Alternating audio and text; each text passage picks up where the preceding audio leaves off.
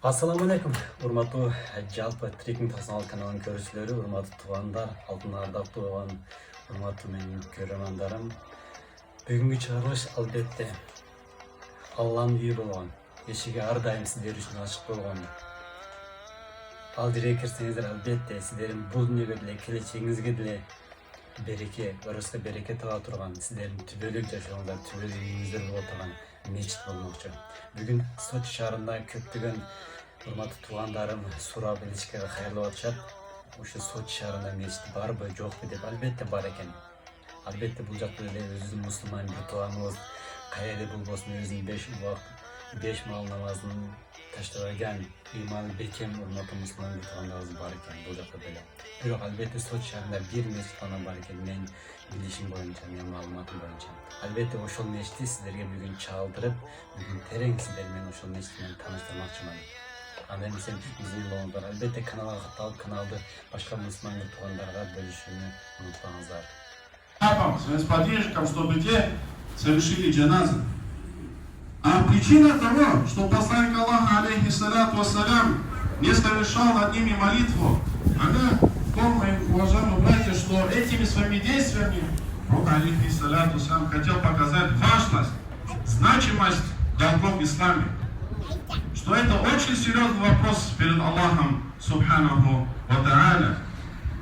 Так как мы и сказали, мои дорогие братья, если на покойном остались долги, их надо в обязательном порядке, их необходимо выплатить, и выплачивают их с оставленного покойным имуществом. Прежде еще до разделения наследства между наследниками, в первую очередь, необходимо расплатиться с долгами, если таковые имеются. Да, бывают случаи, что после смерти человек не оставляет за собой ни имущества, ни денег. И в такой ситуации как поступить? В такой ситуации очень поощрительно, чтобы родственники покойного расплатились этими долгами. Либо же, если кто-либо из его друзей покойного, его знакомых возьмет на себя эту ответственность выплатить долги, то долг этот пойдет с покойного, инша Аллаху Рахман, что подтверждается словами посланника Аллаха, алейхи саляту вассалям. Второе, что мы отметили, это завещание, аль-васия. И передается, что...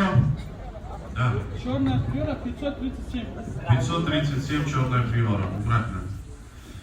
И относительно завещания пришло в предание, что как-то раз один человек спросил посланника Аллаха, алейхи саляту вассалям, сказав: Я Расуль Аллах, а смогу ли я совершить, как-то проявлять почтительность по отношению к моим покойным родителям? На что пророк, алейхи саляту вассалям, сказал: да, ты должен молиться за них, просить прощения для них, а также выполнить завещание после их смерти. То есть, если они оставили завещание, то ты в обязательном порядке должен его выполнить, в обязательном порядке. Однако, здесь стоит отметить, уважаемые братья, что завещание обязательно к исполнению только лишь в том случае, если оно не выходит, это завещание, за рамки ислама, за рамки религии. То есть, если покойный, к примеру, завещал что-то запретное, что-то недозволенное, само собой, это завещание, оно недействительно, оно делать это завещание, исполнять это завещание является харамом. И второе условие это то, чтобы это завещание, если оно касается имущества, если оно касается денег, чтобы не превышало 1/3 части оставленного имущества покойным. 1/3 части, как сказано об этом в хадисе посланника Аллаха, алейхи саляту вассалям. И если соблюдаются эти два условия, то исполнить это завещание необходимо, еще раз повторяюсь, в обязательном порядке. Это те две вещи, мои уважаемые братья, относительно которых пришли явные, конкретные указания из наших первоисточников. Это то, на что мы должны обратить внимание, а не на то, влезать в долги, чтобы зарезать бычка, корову, чтобы люди, соседи не показывали на тебя пальцем, чтобы они не говорили о вас и тому подобные вещи. И мы просим Аллаха Субхану Тааля, чтобы мы извлекли пользу из услышанного нами сегодня. И мы просим Аллаха Субхану Тааля прощения, как для самих себя, а также для тех, наших братьев и сестер, которые покинули этот бренный мир. Мы просим Аллаха Субхану ва Тааля, чтобы Он облегчил им их положение, их загробную жизнь, чтобы Аллах Субхану ва Тааля осветил их могилы нуром, чтобы Всевышний Аллах Субхану ва Тааля отдалил их от пламени ада, и чтобы Он возлал им раем. Просите же Аллаха прощения, ибо Он всемилостивый и всепрощающий. أقول قولي هذا وأستغفر الله لي ولكم ولسائر المسلمين فاستغفروه واتوبوا إليه إنه هو التواب الرحيم. العالمين والعاقبة للمتقين ولا عدوان إلا على الظالمين والصلاة والسلام على أشرف الأنبياء والمرسلين نبينا وحبيبنا محمد وعلى آله وصحبه أجمعين. Если на то будет воля Аллаха, мои дорогие братья, продолжим тему нашей проповеди уже на следующей неделе и поговорим уже о том, что же из благодеяний, совершенных нами, доходит, достигает до умершего, до покойного, и совершение чего является запретным и порицаемым, и недозволенным. أقول قولي هذا وأستغفر الله. عباد الله إن الله وملائكته يصلون على النبي يا أيها الذين آمنوا صلوا عليه وسلموا تسليما. اللهم صل على محمد وعلى آل محمد كما صليت على إبراهيم وعلى آل إبراهيم إنك حميد مجيد. اللهم بارك على محمد وعلى آل محمد كما باركت على إبراهيم وعلى آل إبراهيم إنك حميد مجيد. اللهم أصلح أحوال المسلمين في كل مكان يا رب العالمين. اللهم اغفر للمؤمنين والمؤمنات والمسلمين والمسلمات الأحياء منهم والأموات برحمتك يا أرحم الراحمين. اللهم إنا نعوذ بك من البرص والجنون والجذام ومن سيء الأسقام. اللهم إنا نسألك علما نافعا ورزقا طيبا وعملا متقبلا. اللهم تقبل دعاءنا إنك أنت السميع البصير وتقبل توبتنا إنك أنت التواب الرحيم. عباد الله إن الله يأمر بالعدل والإحسان وإيتاء ذي القربى وينهى عن الفحشاء والمنكر والبغي يعظكم لعلكم تذكرون. И он видит, что я Коран читаю, чистит, он видит, что кто-то мне помогает, убираем, и он убирает. Алхамдулилlah, он лучше меня, потому что у него меньше знания, он больше у меня делает деяния. Религия это не разговор, религия это деяние. وَلَسْرِ إِنَّ الْإِنسَانَ لَفِي خُسْرٍ إِلَّا الَّذِينَ آمَنُوا وَعَمِلُوا الصَّالِحَاتِ وَتَوَصَّوْا بِالْحَقِّ وَتَوَصَّوْا بِالصَّبْرِ. Потому что мы многие благие деяния не можем делать, потому что мы хотим сразу наличку получить. И мы наличку сразу получаем, мы увидим его, Аллах говорит, «Фама ямаль мисхола варахин хайран яраху», увидите в своей семье, в своей работе, в своей жизни, в своих поведениях, к вам, отношение к вам, во всем увидите это благодеяние, которое вы делаете, дорогой брат. Мы несчастны, потому что мы ослушаемся Аллаха, мы несчастны, потому что мы не читаем намаз. Если читаем, если правильно читаем, мы несчастливы, потому что мы не читаем слова Аллаха, которые исцеляют нас всех. Даже пророки нуждаются в словах Аллаха. Субхану Аллах говорит, «Вануназиль мина Кур'ан, ма хуа шифаам ва рахматун лиль му'минин».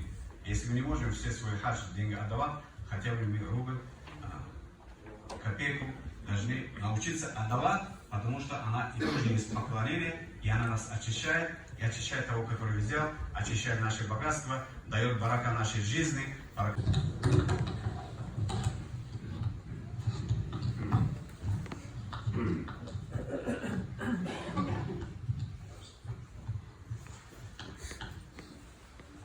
Аллаху Акбар, Аллаху Акбар.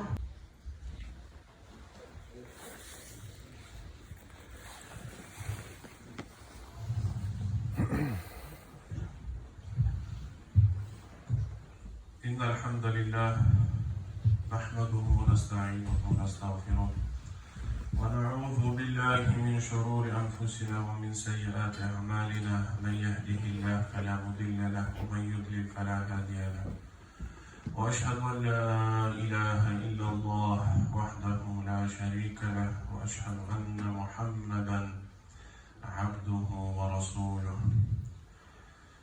Хвала Аллаху Субханаху ва Тааля, Господу миров, которого мы восхваляем, которому взываем о помощи и прощении. Мы ищем защиты у Аллаха от зла наших душ и дурных дел. Кого Аллах Субханаху ва Тааля ведет по прямому пути, того никто не сможет ввести в заблуждение. А кого же он оставит, того никто не наставит на прямой путь. Свидетельствую я, что нет божеств достойных поклонения, кроме нашего Создателя Аллаха Субханаху Ва Тааля. И свидетельствую я о том, что Мухаммад раб его и его посланник.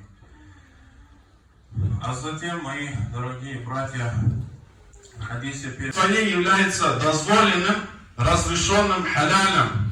Кроме того, на что пришел явный запрет. А все, что касается религии, все, что касается поклонения, то все в основе своей является запретным, кроме того, на что пришло явное указание из первоисточников. Наша религия, альхамдулиллях, она совершенна, она полноценна, она абсолютно не нуждается ни в каких-то дополнениях, усовершенствованиях, модернизациях. И поэтому, да, может сразу и не получится мигом отойти, очистить религию от всех этих новшеств, от всех этих порицаемых деяний, совершаемых как во время похорон, так и после похорон. Но, тем не менее, мы должны приложить в этом усилия, говорить об этом по мере своих знаний, доносить об этом до людей. Так вот, продолжая тему нашей хутбы, нашей проповеди, мои дорогие братья, в первую очередь мы должны обратить внимание на две вещи. А это именно долги и завещания покойного. Долги и завещания покойного. Если на покойном остались непогашенные им долги, их необходимо, в обязательном порядке необходимо погасить, в обязательном порядке необходимо их выплатить. И что говорит об этом посланник Аллаха, алейхиссаляту вассалям? Душа верующего, она подвержена к его долгу до тех пор, пока его не погасит. Если на покойном остались непогашенные долги, которые он не смог выплатить по тем или иным причинам, их необходимо выплатить. Их необходимо выплатить. Это является ваджибом. И знаете, что вопрос долгов, вопрос очень серьезный, очень важный перед Аллахом Субханаху Тааля. И давайте вспомним, что в первые годы ислама, первые годы своего призыва посланник Аллаха, алейхиссаляту вассалям, не совершал погребальные молитвы над теми людьми, у которых остались непогашенные долги, невыплаченные долги. Пророк, алейхиссаляту вассалям, не совершал над ними молитву. Но это не говорит о том, что и вовсе нельзя